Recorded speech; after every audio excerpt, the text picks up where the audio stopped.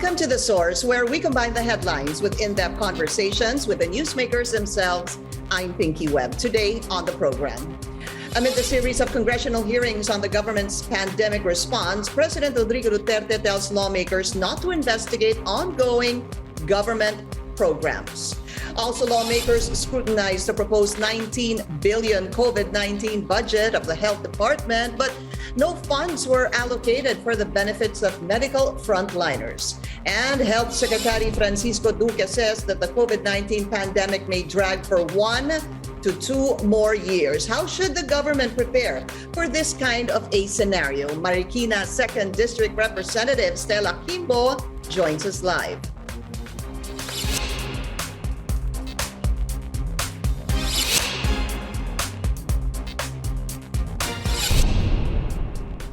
President Rodrigo Duterte hits the series of congressional probes on the government's pandemic response. The chief executive says that these investigations delay and derail the implementation of ongoing government programs. The president also slams the Senate anew, saying politics may be behind its inquiry on the handling of the health department's pandemic response. Here's the president in his own words. Kayong mga lahat, Senate, do not investigate programs which are ongoing. You will derail it, you will delay it by your incessant penchant for investigating government offices. Gusto ninyo lahat pakialaman na lang. I hope that someday we will have also a time to question your actuations. And we will start with you.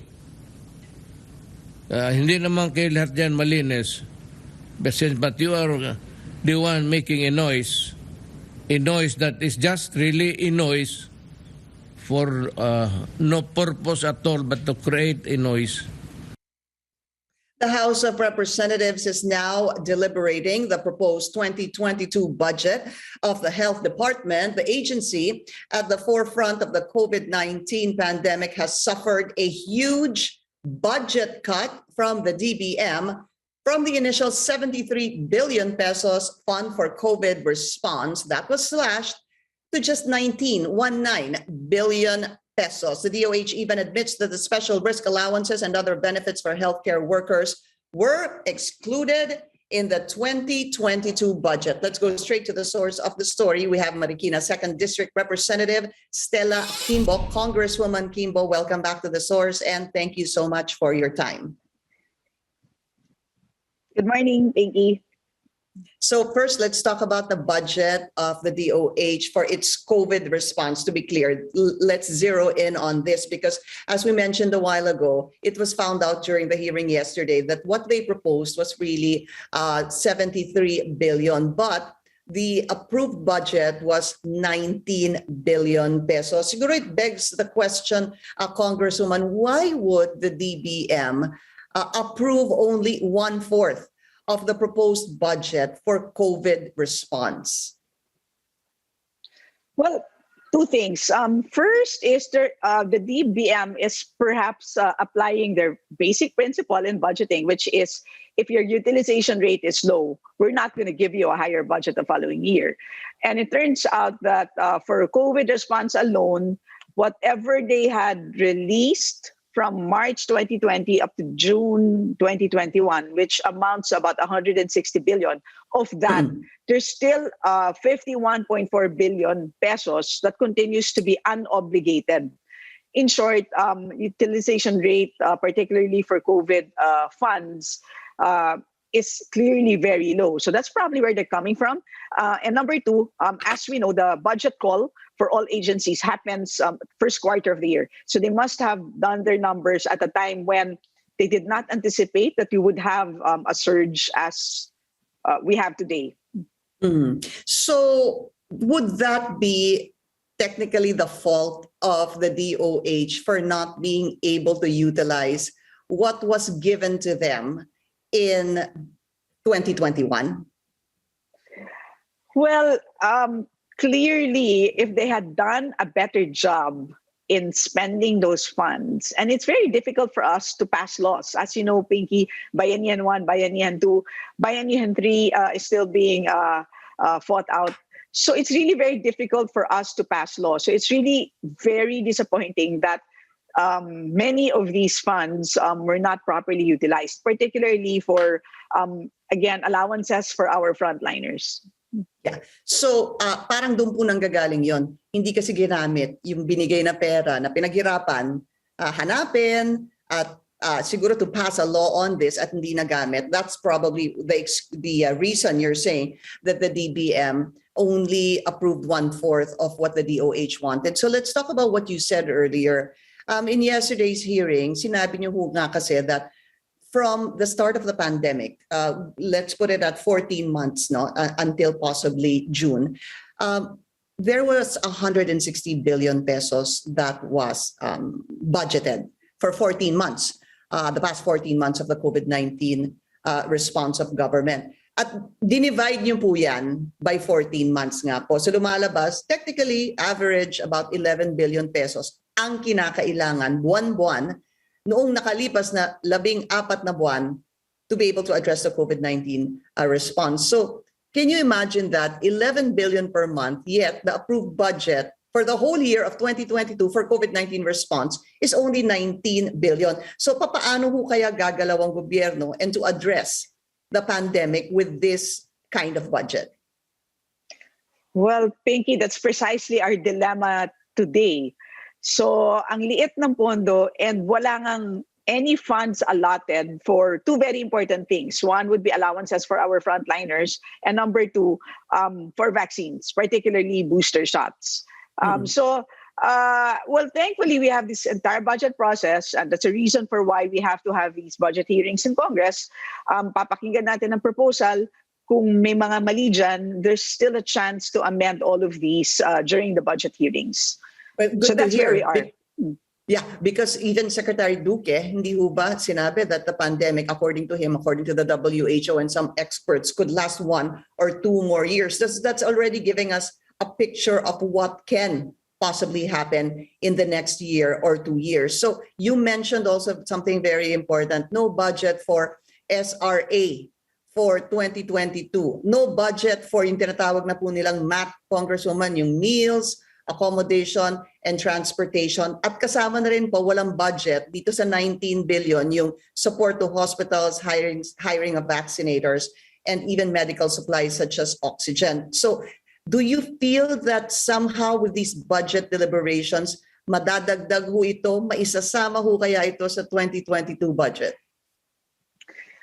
Well, the problem with the budget is that the ceiling, which is 5 trillion, that cannot be changed. So that had been predetermined. So what we can do at the moment is really to change the allocations within that 5 trillion.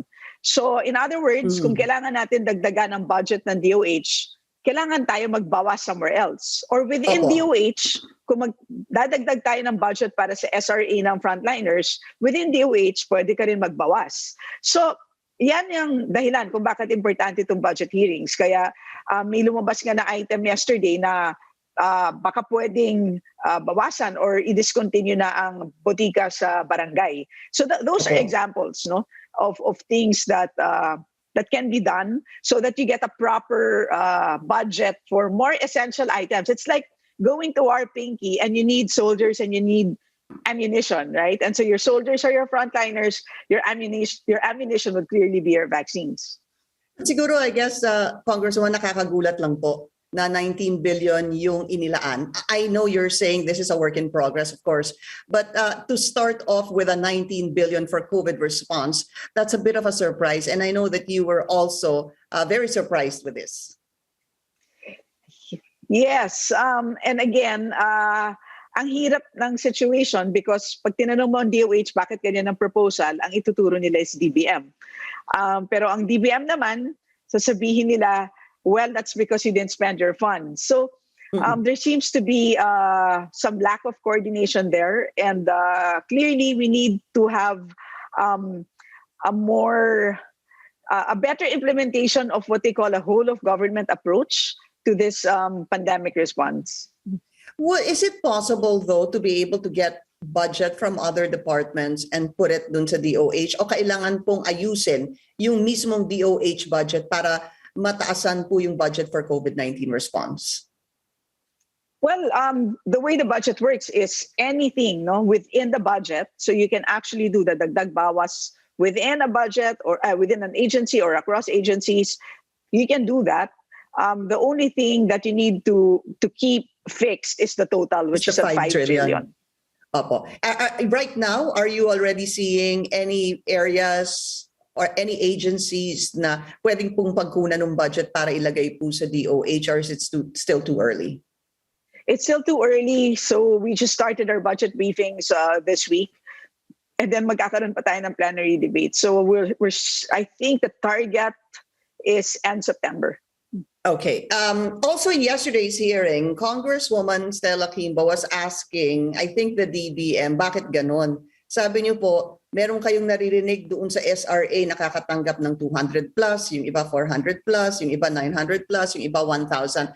Let's get into that, but we need to take a very short break. The Source will be right back.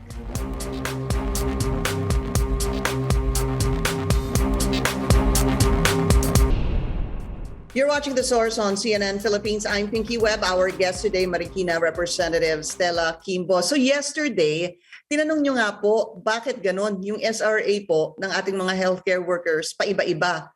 May as low as 200 hanggang umaabot nga ng 1,000. Of course, the rest were higher. Were you satisfied with the answer? Because I do remember Secretary Duque saying there is a calculation here. You have to be able to fulfill 22 days in a month to be able to get 5,000 pesos.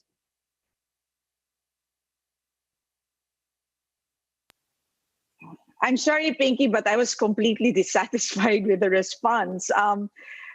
They were saying that it was in the law and they're hamstrung because it was indicated in the law, but that's not correct. That's not in the law. It's probably in their implementing rules and regulations, which is completely within the control of the agency. And number two, Pinky, it's common sense. Pag magbayad ka ng 227 pesos sa isang frontliner, for a period of 14 months, alam mo naman na that's clearly insufficient, right? And not only that, if you look at the spending so far, which is 13.1 billion pesos for 378,000 workers, that is about an average of 34,000 pesos per worker. So, and maybe that 34,000 is probably a reasonable amount for a 9-month period. But clearly, compared to a 227 peso check for a 154 peso check, clearly, it would seem like walang reasonable basis for these very low amounts. Yung sinabi niyo kasi kahapon na yung iba 200 plus lang yung natanggap. So I divided the 5,000 by 22 days. What came out to me, and you're very good at numbers, Congresswoman, is that yung 200 plus, ibig sabihin, isang beses lang siya nagtrabaho sa isang buwan, hindi ho ba? Pero hindi ho ba, kaya nga kayo, please correct me if I'm wrong ha, kaya ho kayo may special risk allowance, sabihin po natin isang beses lang po siya nakapagtrabaho. Posible pong nahawa siya o nagkasakit siya. Hence, the person had to go on quarantine for 14 days. Hindi ho ba kasama sa special risk yung iyong pag-quarantine? Dahil nga na-expose kayo kaya nga po may risk Hindi ho ba kaya kayo babayaran kasi you are at risk? That's precisely the intent of bayanihan. Meaning, alam natin na ang hirap ng trabaho ng frontliners, they face a lot of risks. So may special risk allowance. Kailangan sapat ang kanilang nutrition, so there's a meal allowance. They have to be able to get to work, so that's why there's a transportation allowance. And on top of that, again, in recognition of the risks that they face, may life insurance pa dapat, Pinky. So that's the intent of the law. So again, if you end up receiving a check amounting to 227 pesos for a 14-month period, there's clearly something wrong. So explain to us, Congresswoman, because even previous hearing to yesterday, you were already questioning this, the SRA. Ibukod pa natin yung MAT, yung meals, accommodation, and transportation. What do you know so far? Why, to this day, healthcare workers are protesting? They are calling for, they're threatening a mass resignation because hindi po nila natatanggap kung anong sinabing dapat sa kanila. Bakit po? Again, ang hirap malaman yung kung ano yung mga real reasons behind this. Siguro pwede natin kunan ng information is the COA report. There's a very specific finding there pertaining to how the allowances are being implemented, which is kulang sa guidelines. So it's unclear kung number one, kung sino ang qualified for these allowances, particularly for the private sector. So hindi naging maliwanag sino ba? Kasi may language dun sa batas na nakasulat, kailangan in direct contact with COVID patients. In other words, That's right. Kung ikaw ay janitor at tagakuha ng hospital waste, you are clearly at risk, pero because you do not handle COVID patients directly, then you're not entitled. So, pero may mga ibang portions of the law that would be very clear, very broad, meaning as long as you're a frontliner, then you're entitled to an allowance. But then, of course, all of these things should be cured in the IRR. However, ang finding ng COA is walang naging ganon na clear guidelines. So I think this is one of the main reasons. And in fact, if you ask the hospitals, ang sasabihin nila, hindi clear sa amin eh. Kaya yung nagbigay kami ng listahan ng qualified beneficiaries, maikli lang because may understanding kami na hindi pala yun. Pwede palang broader ang coverage ng allowances. So tingin ko yun ang isang pwedeng area for improvement. So what is it really? Because even me, I understand ang sinabi po, those indirect contact. That's why sinabi po ata ni Senator Richard Gordon, kailangan pong amyendahan ito to include everyone. So sino ho ba talaga ang pasok dito sa SRA at sa MAT? Again, the intent is lahat ng frontliners. Lahat ng frontliners. And therefore, in fact, there's including barangay health workers. Kung hindi natin pinasambayanihan to, magiging hindi clear kung makakasama ang tulad ng barangay health workers because they don't receive salaries. So, and if the computation of a special risk allowance is based on salary, hindi sila makakatanggap. But that's precisely what Bayanihan 2 did. It made a more expansive definition of frontliners to include barangay health workers.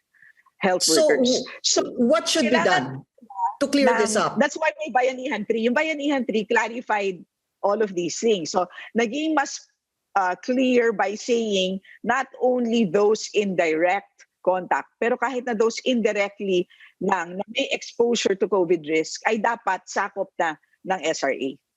Would that mean, Congresswoman, lahat na ng tao na nagtatrabaho sa ospital? Yan, if you ask me, yun ang interpretation ko. Kasi lahat naman kayo na nasa ospital, whether you're the security guard that checks all of these patients that enter the hospital, you are at risk. And every single person in the front line is important, whether or not you handle patients directly. Would you be able to say that at some period in time or soon enough, this will be clarified so that wala na pong anything misinterpretation in the law? Well, yeah, that's why we were really hoping to pass Bayanihan 3 into law because that would remedy that problem. But maybe without the Bayanihan 3, another possible remedy is to have a special provision in the 2022 GAA to make it clear, that when we say allowances and we say frontliners, this is what we mean. And that would also be an increase in the budget. Na wala pa po yung SRA, wala po yung meals, accommodation, and transportation in the 2022 budget. We need to take a very short break. The Source will be right back. You're watching The Source on CNN Philippines. I'm Pinky Webb. Our guest today, Marikina Representative Stella Quimbo. Congresswoman, as a lawmaker looking into the 2022 budget, can you be able to assure our health workers that next year, meron po budget para sa kanilang SRA, para po sa kanilang meals, accommodation, and transportation? Well, at this point, what we can assure our frontliners is that we will really fight for that. At this point in time, I am almost sure that there would be a lot of support from other legislators. We've been hearing, anyway, many of them saying the same or expressing the same amount of support.